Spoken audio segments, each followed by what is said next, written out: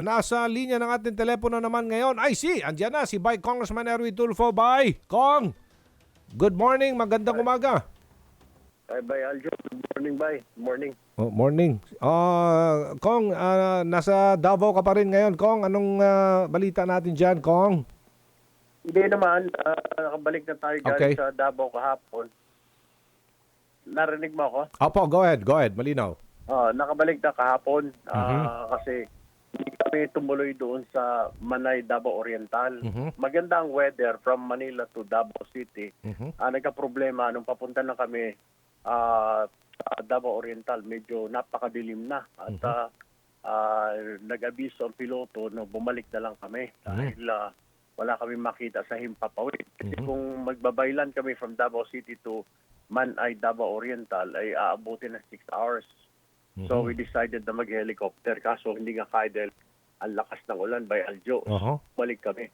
Actually, pinuntahan natin doon distribution yun ng DSWD. Tayo ay naimbitahan lang naman as a guest speaker doon. Distribution ng Sustainable Livelihood Program ng may 600 na mga recipients ng DSWD para sa pangkabuhayan.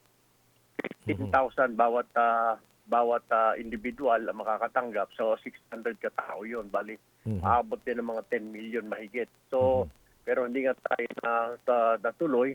Pero nagpasalamat na lamang tayo sa DSWD at naimbita tayo para magsalita doon sa naturang pagpupulong or awarding ng mga livelihood programs na yun by Aljo. Malaki tulong yan, Sustainable Livelihood Program para sa ating mga kababayang dagadiha sa Davao Province, kung sa Tagitan. Usually, yan ang ginagamit din, yan din ang ginagamit by Aljo pag nag-graduate na sa 4Ps. Yes.